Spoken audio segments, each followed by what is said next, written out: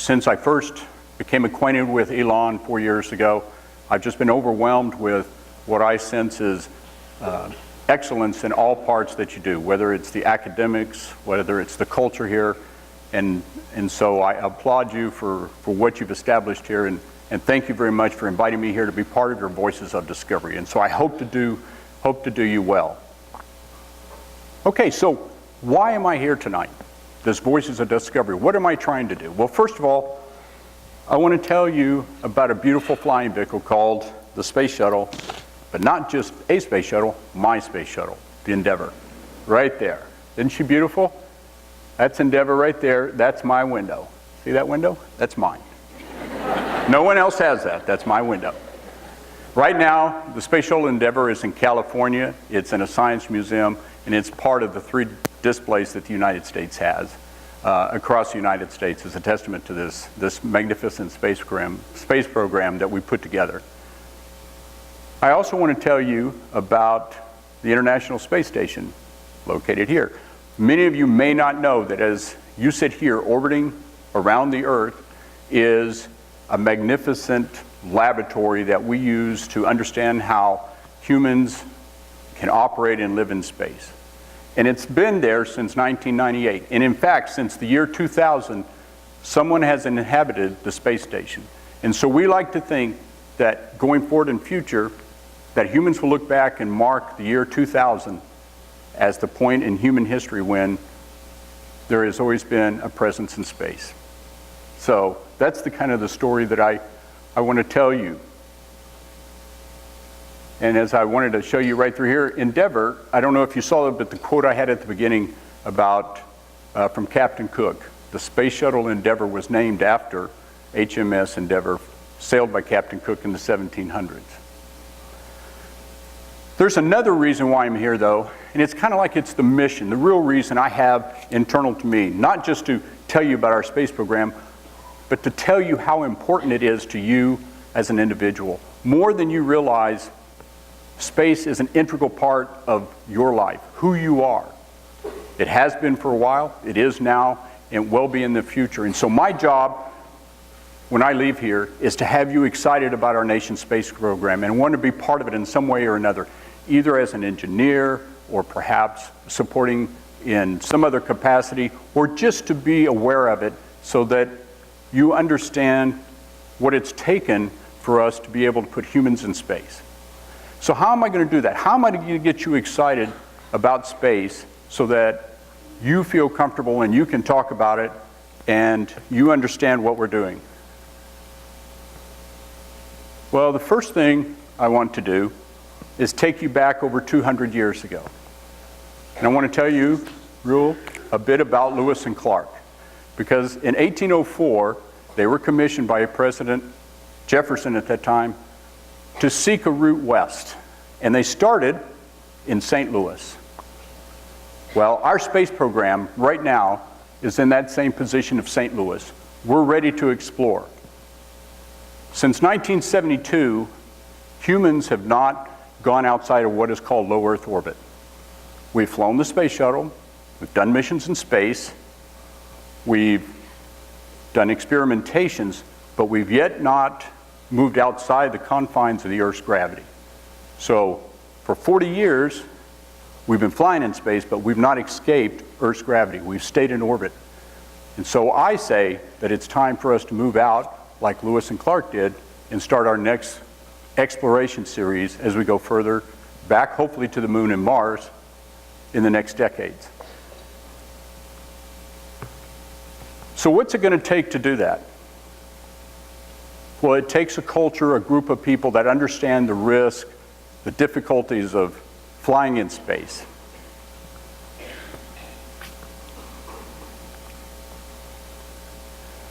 NASA right now is designing the next series of rockets. This is an animation of the next rocket that NASA is designing and building. It's called the SLS. This is what we're aiming for. This is the vehicle that we're going to use to take us into space back to the moon and Mars. So what have we been doing for the last 30 years if we haven't been traveling outside of low Earth orbit? Has what we've been doing useful or is it productive to what we do in space? Well, the answer is yes.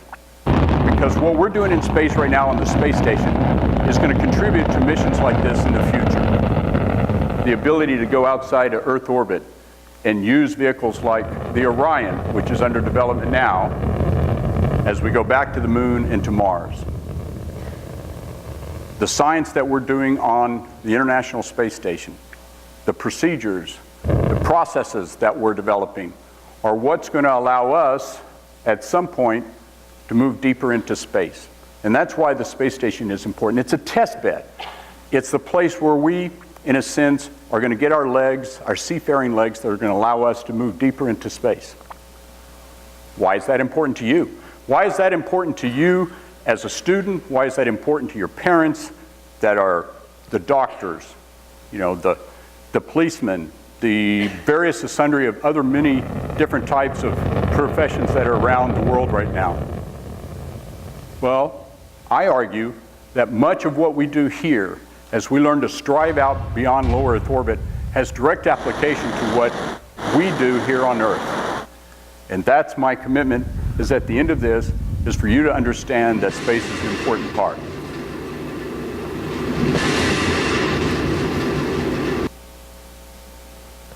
So as I said, like Lewis and Clark, we're ready to strive out from St. Louis and take those next undertakings. So if we have done science on the International Space Station, what type is it? What do we know about it? Well, I'm going to break it up into three parts. The first part is basic science that we do on the International Space Station. It's the pure research that we do, partly just so that we understand how the natural world around us operates in microgravity, and then to understand how we, in a sense, are able to work in space. The next part is the human physiology, and this is really interesting. How do we, as a human, used to one force of gravity here on Earth, how do we adapt to living on the International Space Station, to microgravity? And what do we learn here that's going to impact our ability to go to, back out to Mars or even further, knowing that these trips sometimes take upwards of 3 years or more?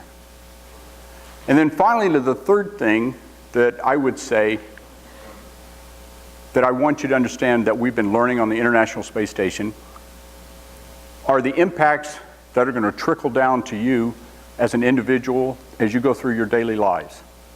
You will see as we kind of go through this that almost whatever we do on the International Space Station has some sort of application to what you'll be doing, what you'll be studying as future engineers, scientists, musicians, business people in your lives.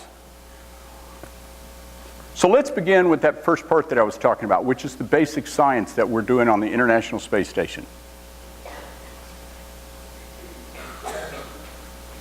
You may recognize this as the Hubble telescope.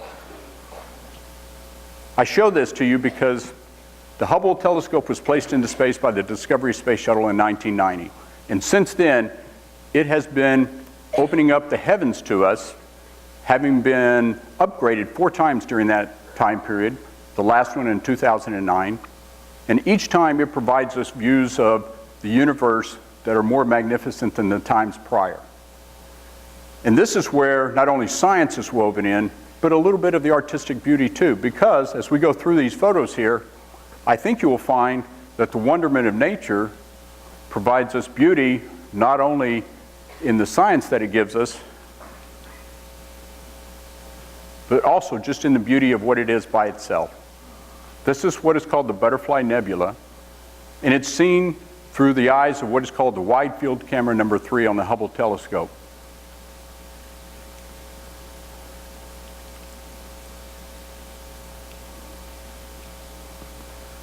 This right here shows the places where stars are born. This is one of the earlier Hubble pictures that was taken in the 1990s, and it shows some of the deep space gas formations within which stars are formed.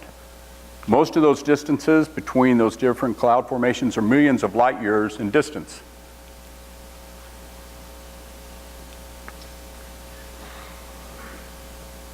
I just pulled this picture down off of the Hubble web page yesterday. This is the latest Hubble picture that has everybody excited. This is what is called, as you can see, the cosmic caterpillar. This is a star that's trying to be born at this time. However, as you can see, the solar winds from other stars in its proximity are blowing the star apart. And this trail of gases is 10 trillion kilometers long. Can you not think of those distances there? It's almost mind-boggling. And in a sense, it kind of pieces together not only the science, but also, those questions that come to us in a sense of these magnitudes of distances, these magnitudes of the different components that make up these very deep space bodies.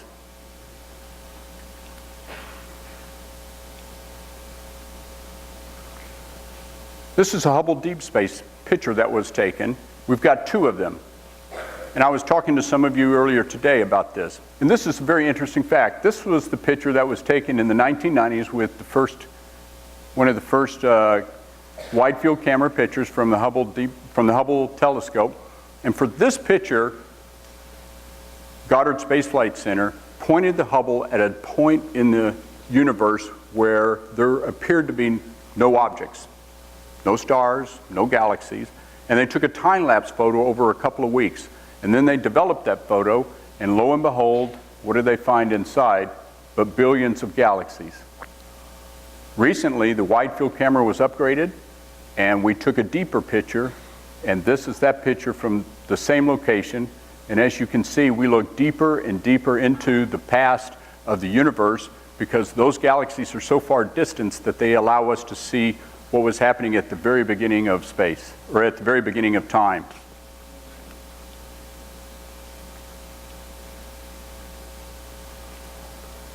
Here's an interesting photo. This wasn't put in by the Hubble or the space shuttle.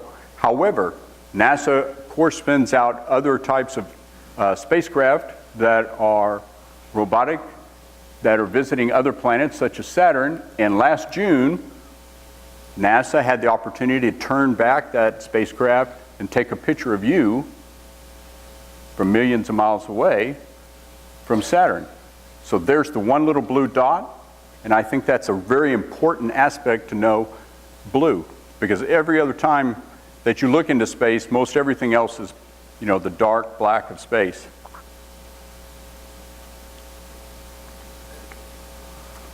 But we not only look up, we're also able to look down from the Hubble, or not from the Hubble, but from the space station.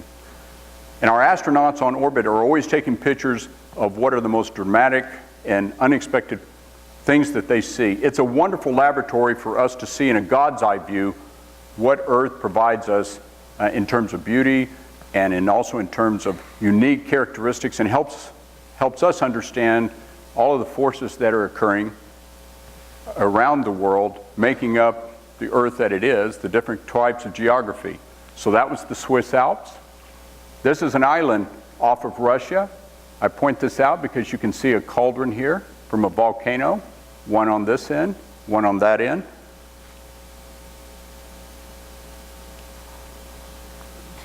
These are rainforest fires in Brazil. And on my flight, I definitely recall flying and being able to look down and seeing where the forests were being cleared in order to make room for, creating farms and things of this nature. And the impact was really significant because not only would you have this haze, but at the same time, when the trees were cleared off, then as it rained, you would see the runoff going into the rivers that would generally lead down to the Amazon, and they were filled with the silt that was being carried away.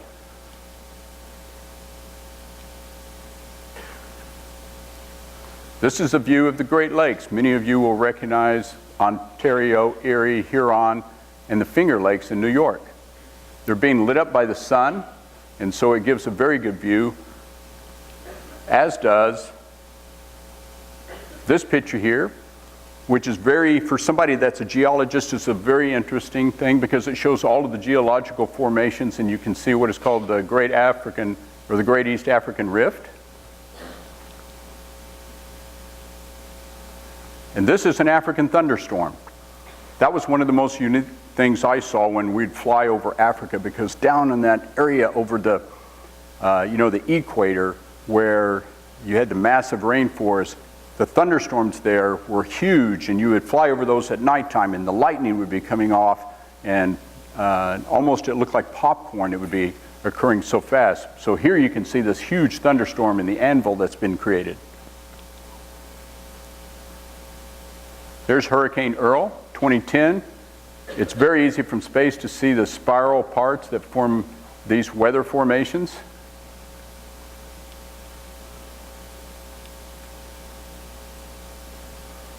Wind patterns.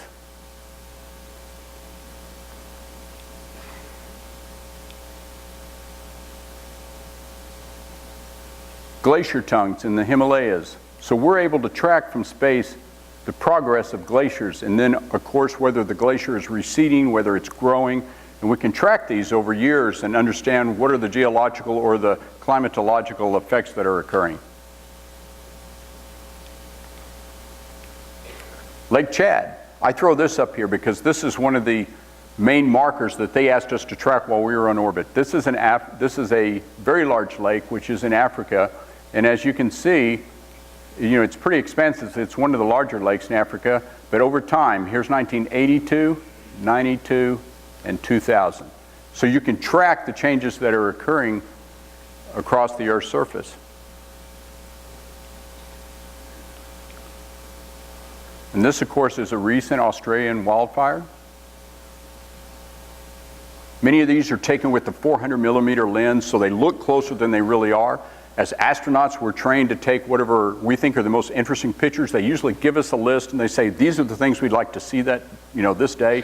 If we can do it, we can, we try, but sometimes we're not able to. But if we do see something that's interesting, we try and take those pictures. And it represents one of the reasons why humans play such a big part in space in taking photos and imagery of our Earth, because we're the ones that are able to look down and say, gee, this is a very interesting something that's occurring, and let's take that photo.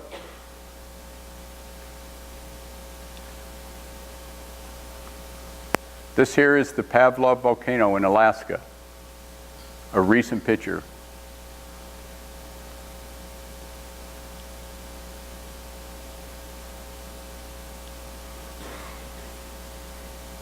And then, of course, this right here, I just put this up there for the simplistic beauty of it. These are some of the islands in the South Pacific. I just thought that was such a striking photo that it's just one of those that just captured my curiosity. And it's what I would see when we'd be flying over that part of the world. The world has got all of these various continents, and the colors that you see are varied. And each continent and basically each country or so, or each location, geographical location, has its own colors or its own features. When I think of Australia, I think of kind of yellow-brown with the tinge of green on the side. And as I was telling someone earlier today, when I think of New Zealand, I think of an emerald green with snow-capped mountains. And of course, the South Pacific with these little barrier reefs and islands that are sitting there. Okay, so we've been able to take views from up and down, but what are some of the actual scientific experiments that we've been able to do on the space station and on the space shuttle?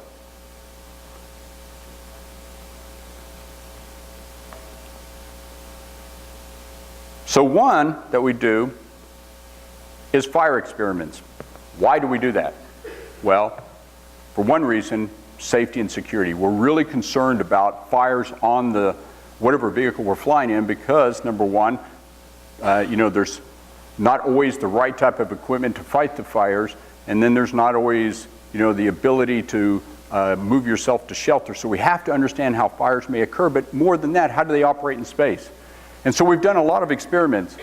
Normally when you have a flame, you have gravity which is pulling the more dense air down. So as you have a flame, the hot air rises, the flame is fed by oxygen-rich air from underneath, and so you get your characteristic flame that you see, which is, in a sense, that kind of a teardrop shape. However, as you will see, in microgravity, which is on the International Space Station, flames take a different shape. And that's because there is then this hot air rising, being fed by denser air, what you get is oxygen feeds into the fire from all sides, so it doesn't come in from underneath, and then the fire burns aggressively. And what you have then is kind of a dome-shaped fire. Here's a demonstration. So we put a fire on, and as you can see, the fire is starting to go out, and then it's in its circular shape right there. I'm going to pause it for just a second, because here's one of the things that they found. These fires burn like they do on Earth in terms of the temperatures, 2,500, I think, degrees Fahrenheit or so. But what they noticed when they did these experiments in space is that after the fire was extinguished, many times you'd have a secondary fire start underneath, and it was called a cool fire. And it ran about 1,000 degrees cooler. And it's insidious, because your opinion when you did these experiments was that the fire was out. But as you'll see here in a second, in many of these experiments, you'd have a secondary glow start in right through here. And this is the fire starting back up at a lower temperature. We'll run that again. Here it is. So here's the fire. Here's the shape of the fire, a kind of a globe orb. The fire goes out, and then here it starts again to start from one side to the other. And again, this is what they call the cool fire. So that is one type of experiment we did, which is kind of a physics-based.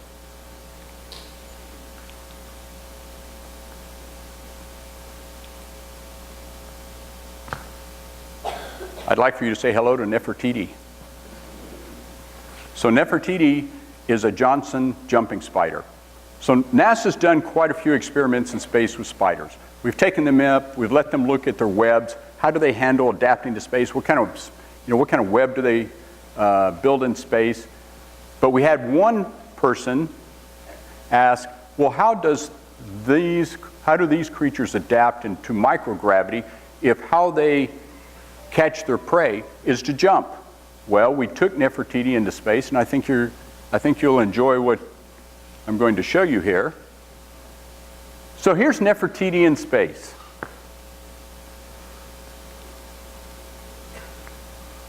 Here she is, sitting up here in her little home, and right there is the prey. Out comes the fruit fly. Nefertiti is, I think, enjoying herself. She's looking around, and eventually the prey moves over. I think Nefertiti has spied the prey, moving down. Now, you would normally think, as I said, that Nefertiti would jump, because that's how they catch their prey. But what they found is that Nefertiti, like many others, did an excellent job of adapting to space. So she didn't jump, she just kind of sidles up to her prey and then captures it quickly.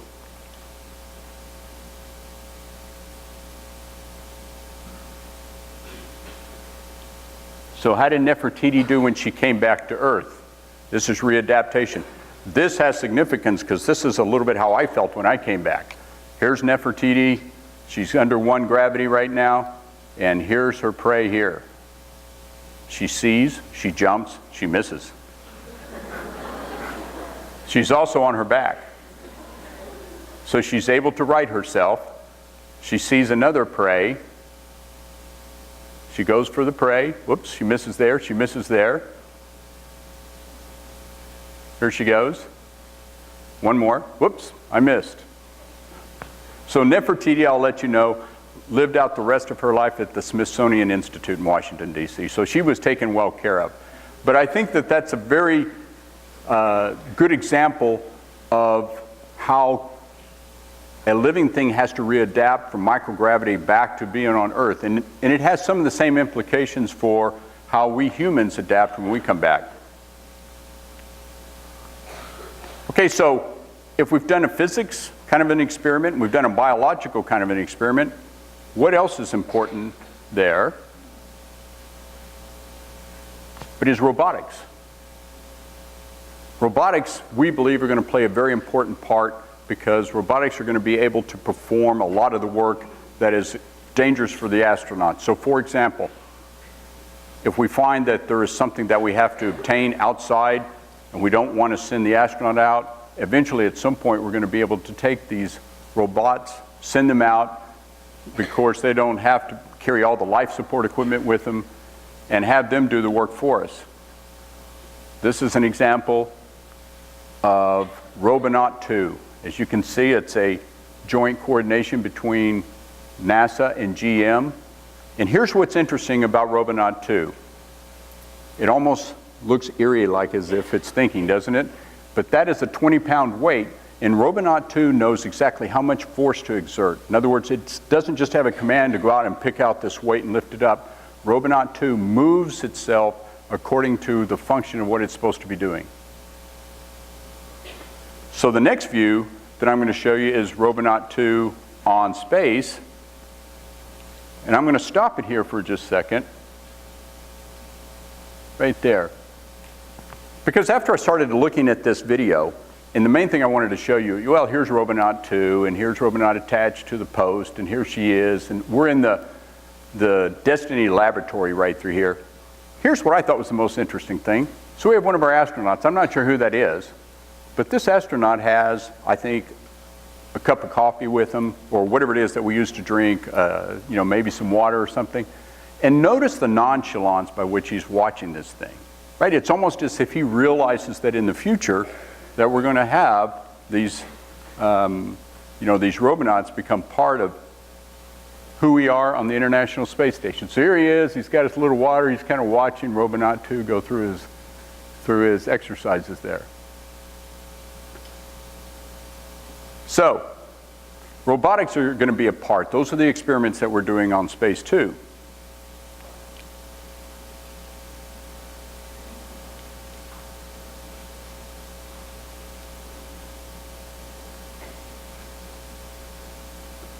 Okay, Saturday morning science. You know, NASA has as its charter a need to reach out and educate our youth and our public about science itself, especially about space.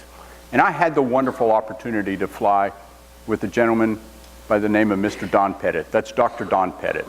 And in my mind, he's Mr. Wizard. He's MacGyver, all rolled into one.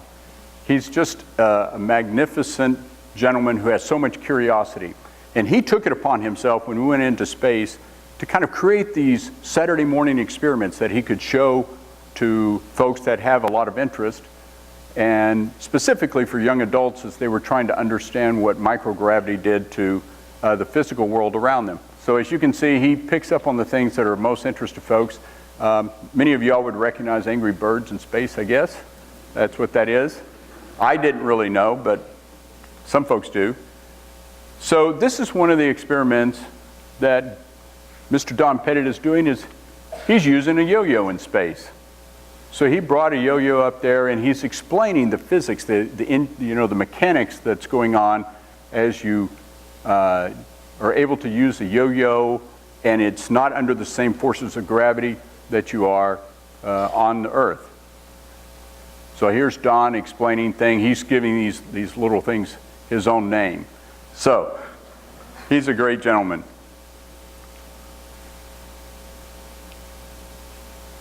Here's another one right here. He's taking a knitting needle and he's creating a static charge on it with a piece of paper, and he floats a water bubble in front of it, which is very unusual because this was not expected. This was something that was just totally observed on orbit, and it represents, in a sense, forces that are being created through the static charges on the knitting needle, and how it basically causes that water droplet to rotate around the needle there.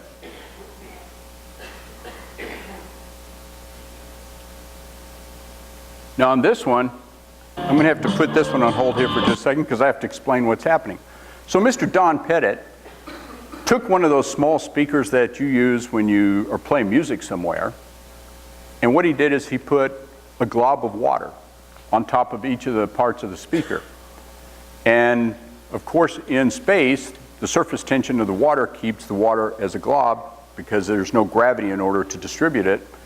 And so what he's able here is to show the sound waves that are coming through the speaker system, and as it's imparting the water there. And he uses that as an excellent opportunity to demonstrate sound waves. And of course he plays it to some local music here, ZZ Top. But as you can see, whether it's the higher frequencies or the lower frequencies. So that's Mr. Don Petty. I don't have his capability to make it kind of sound so exciting, but for him, that was really something. He just really made each Saturday morning science a very special time for everybody who paid attention. And if you wanted, you could go to YouTube and download this at any time.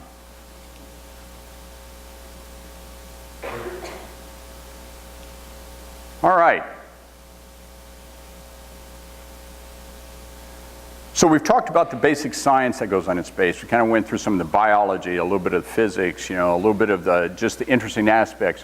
What about the human physiology in space? Well, this is a part where I can really talk to that. I'm not a total scientist. I'm more of an engineer. I'm an operator. I'm a pilot.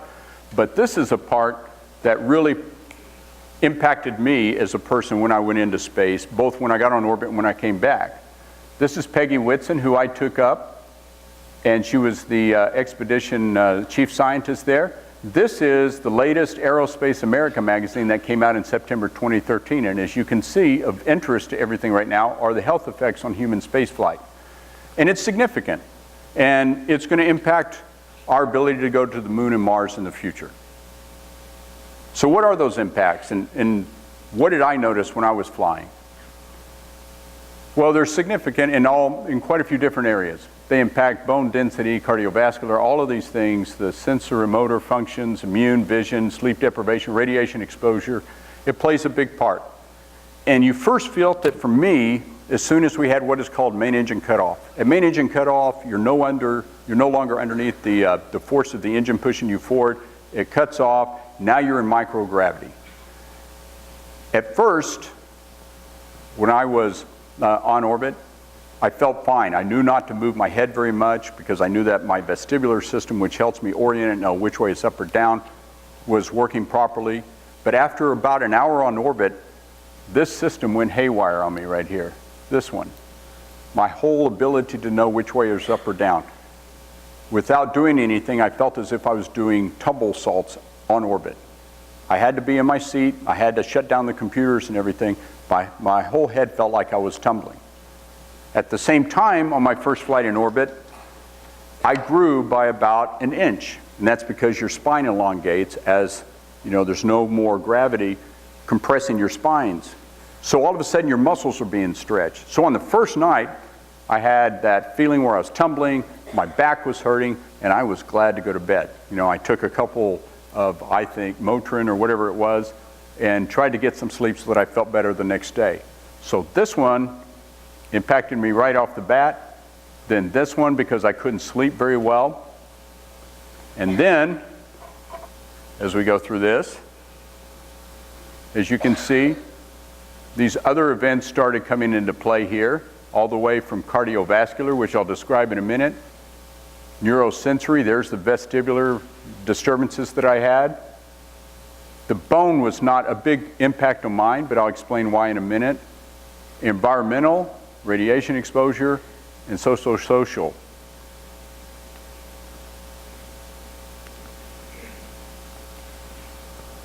Radiation. This is the main, I think, problem for spaceflight that we're going to have to overcome. In space, unprotected by the Earth's atmosphere, are what you would call, heavy cosmic rays, gamma rays, high-speed neutrinos, and so forth. And many of these aren't too much of a problem, but several of these types can pierce, the outer shell of a spacecraft and, cause long-term effects. So you have to be shielded from them. The question becomes, as we go deeper into space, as we go to the moon and to the Mars, how are we going to handle and protect the astronauts, especially when there's a solar storm or the deep space radiation neutrinos? And right now, the normal limit for astronauts to receive the right amount of dosage so that you stay underneath the limits as prescribed by the government is about 9 months. Here's an interesting, green flashes. I had heard about on orbit that many of the astronauts would see when they went to sleep green flashes shoot through their eyes. And we found out that those were high-speed, I think, gamma particles that were going through the gelatinous part of your eye, leaving behind a wake trail that you saw as, I think it's called green phosgene. Well, on my third night there, I chose to go sleep into what is called the node, the docking node, because I was hot and I felt cooler in the docking node. So I got in there, I got settled, I'm by myself, going to sleep, and I closed my eyes, and all of a sudden I started seeing these green flashes. And it really kind of at first was interesting to see, but then I got to thinking, well, gee, if I'm seeing these green flashes go through my eyes, what is the rest of my body seeing? And I decided that it was probably a good, wise choice to leave the docking nodule and go back into the space shuttle.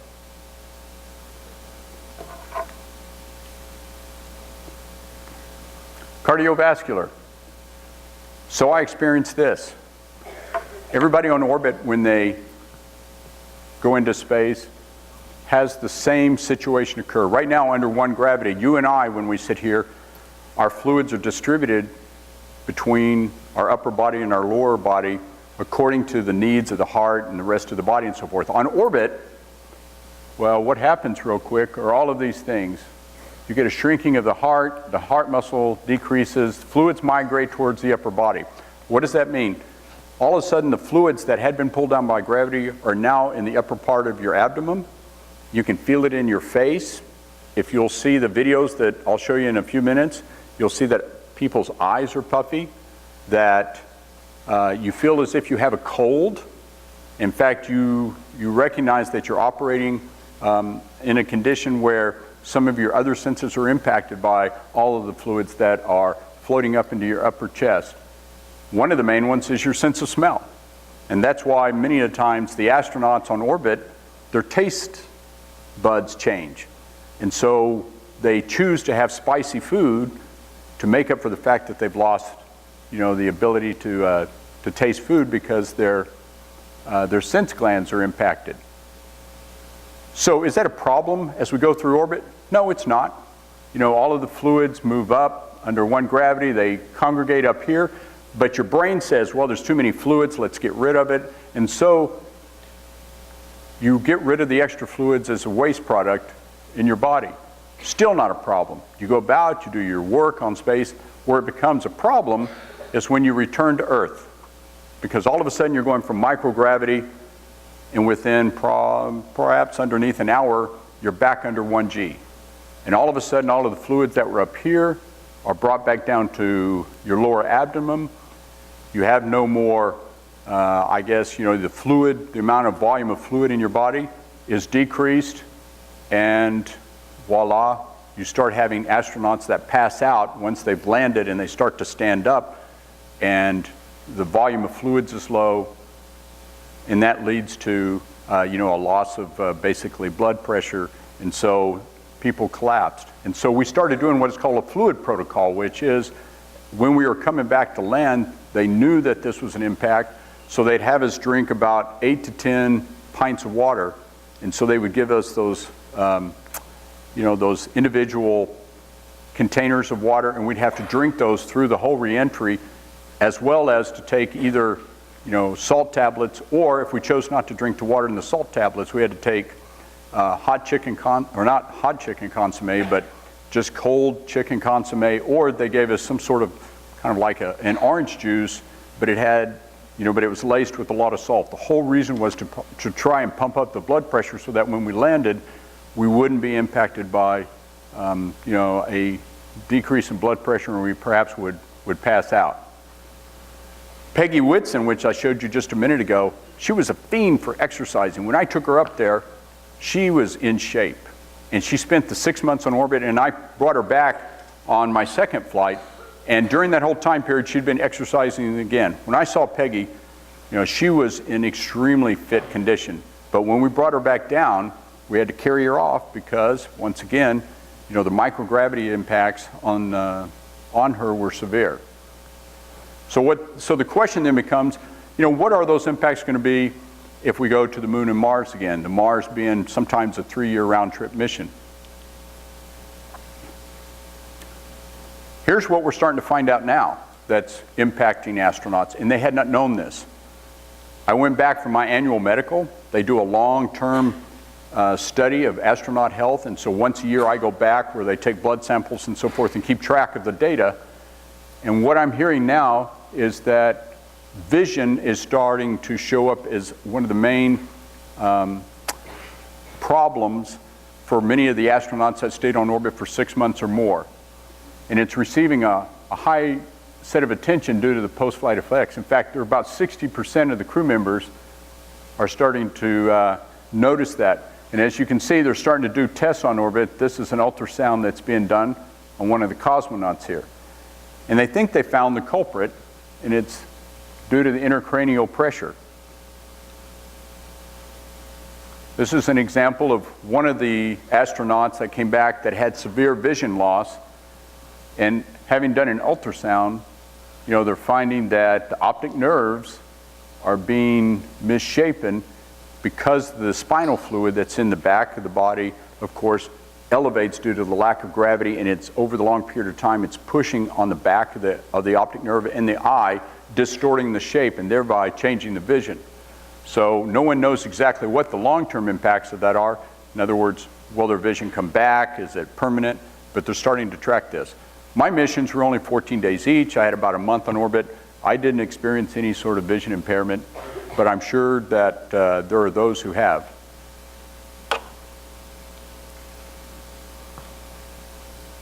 Okay, so the sensory motor system.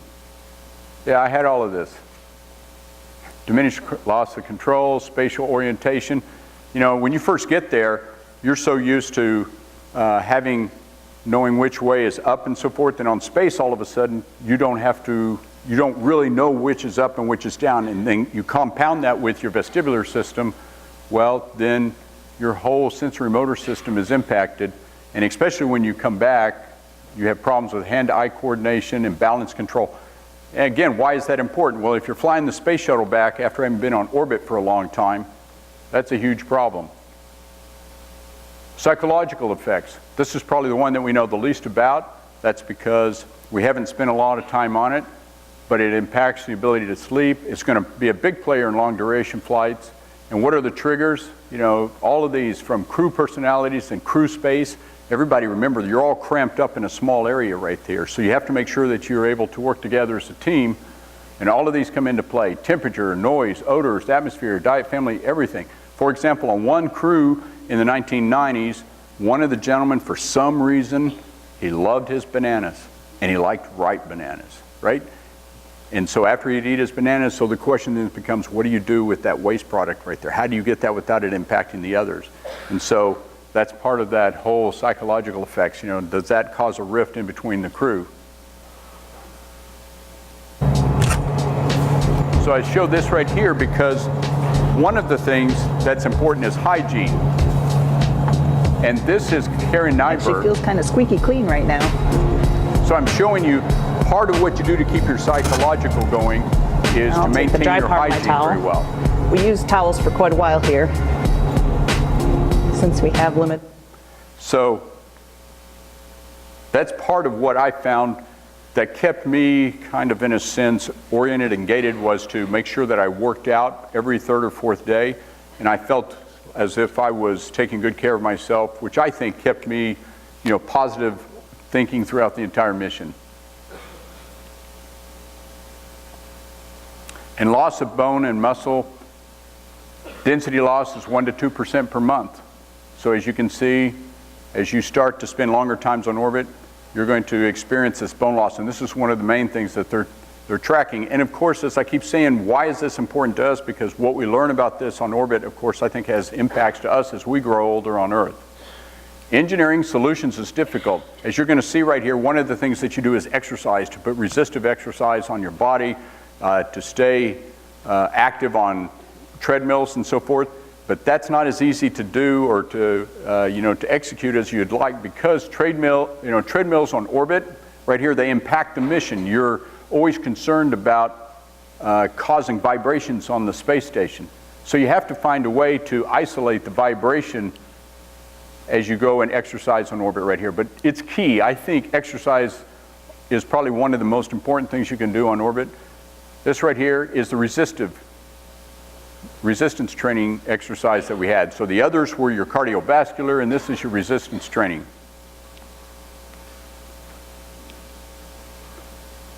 Okay, so if that's some of the other types of sciences that we do that kind of help us under the physiological effects to prepare us for long duration space flights, why is all of this important to us? I mean, what is this impact does this have on you? Well, I was able to pull out just these really quick. What did NASA do? Why is that important to you and me?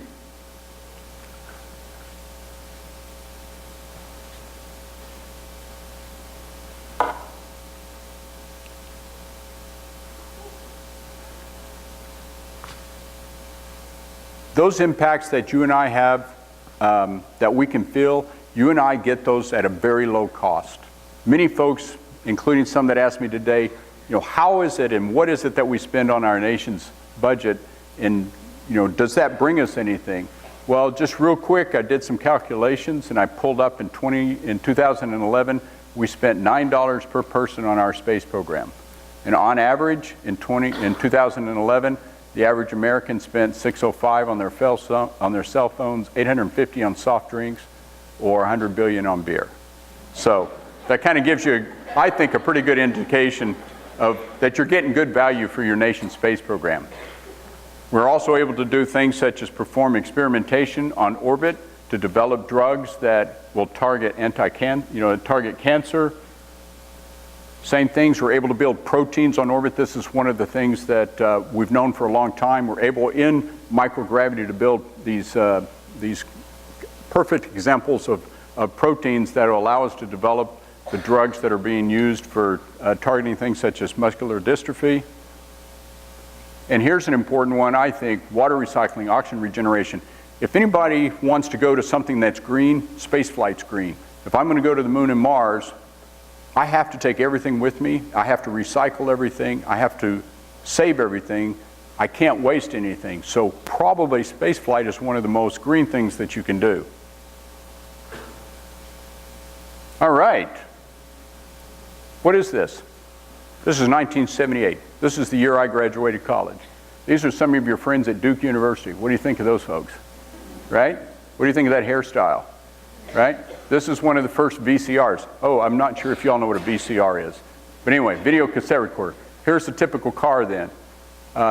This is Martina Navratilova with the wooden tennis racket. There's the main movie in 1978. There's the Bionic Woman.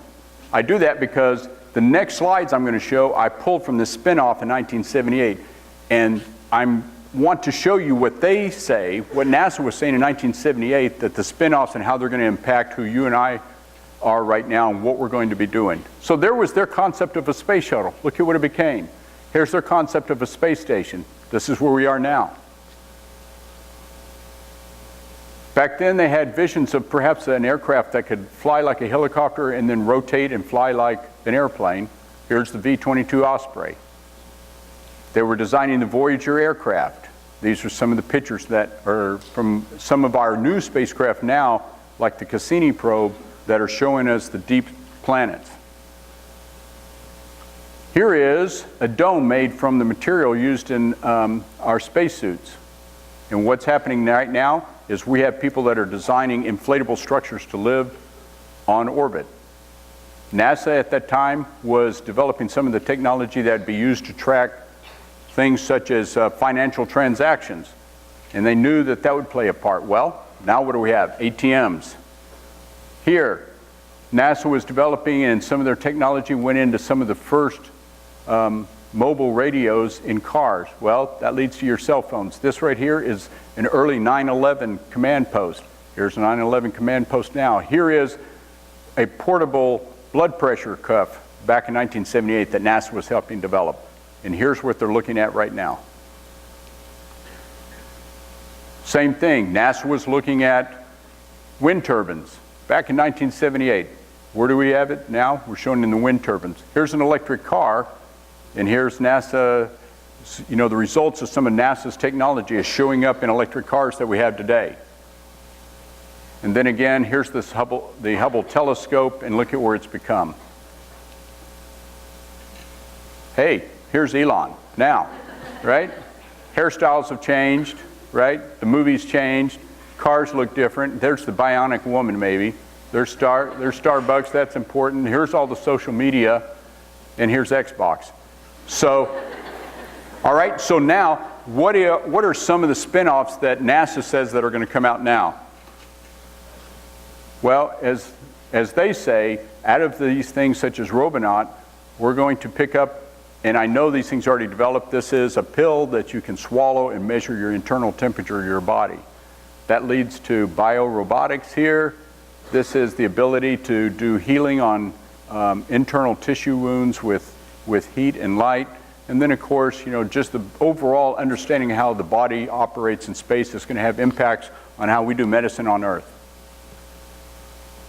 Here's some of the virtual reality. When I was doing my training, we actually used these types of goggles, and we would practice going out and doing some of our spacewalks. Well, those are going to have a huge impact in the future, too. All of this will work its way into the medical field with some sort of imaging that's going to allow doctors in the future to kind of make this composite picture of you internally and understand, you know, what's affecting you. And then, of course, then we have what I call, you know, how do we sustain ourselves with food production going forward? All of the pictures that NASA takes from not only the space shuttle, but the space station of our Earth helps us understand how crops grow, and are we going to be able to organically and, you know, without water grow plants so that we can make the travel to, you know, back to space and back and take care of ourselves.